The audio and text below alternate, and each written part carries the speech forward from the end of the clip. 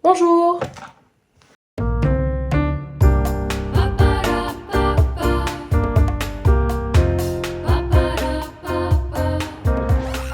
Bienvenue dans ce date couture du week-end. J'espère que vous allez bien. On se retrouve aujourd'hui pour un nouveau tuto.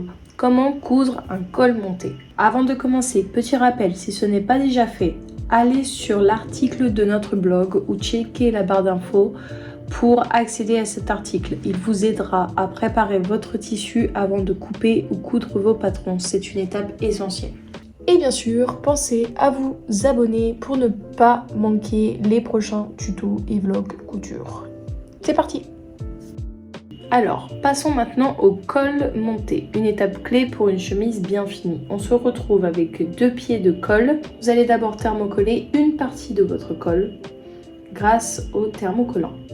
Vous allez utiliser votre fer à repasser pour thermocoller vos pièces. Ce qu'il faut, c'est rester à haute température 20 à 30 secondes sur la partie non collante bien sûr du thermocollant et répéter l'opération plusieurs fois et être sûr que votre thermocollant soit bien attaché à votre pièce de colle.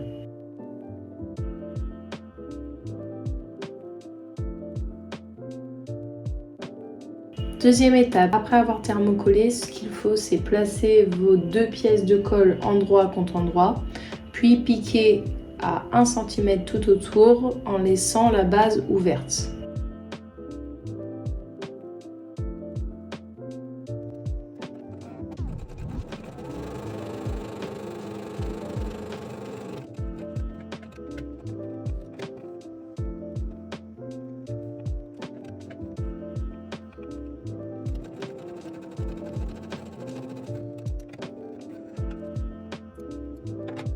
Vous allez ensuite dégarnir les angles, donc pour cela vous allez couper à 0,5 cm en vous rapprochant délicatement des bords de vos angles. Une fois que vous allez dégarnir, vous retournez le col à l'aide d'une épingle et vous repassez soigneusement pour obtenir des pointes bien nettes.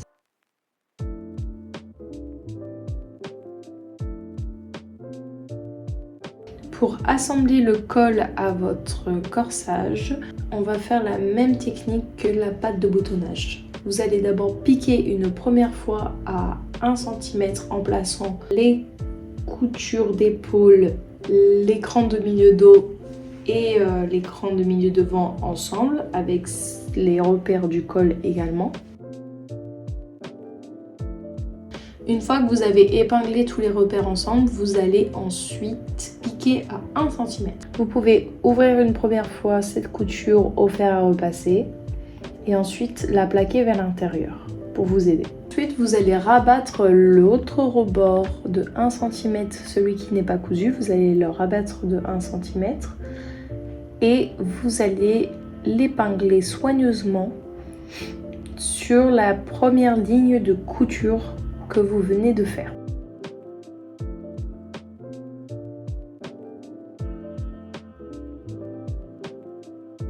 Une fois épinglé, vous pouvez désormais piquer nervure à 0,2 mm. Vous pouvez augmenter à ce moment-là votre point de machine si nécessaire et vous piquez tout le long de votre col.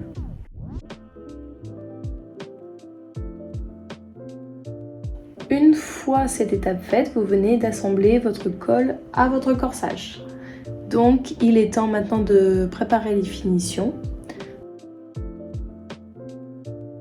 Vous pouvez donc commencer à coudre les boutonnières de votre col, s'il y en a, en regardant le manuel de votre machine, car chaque machine est différente.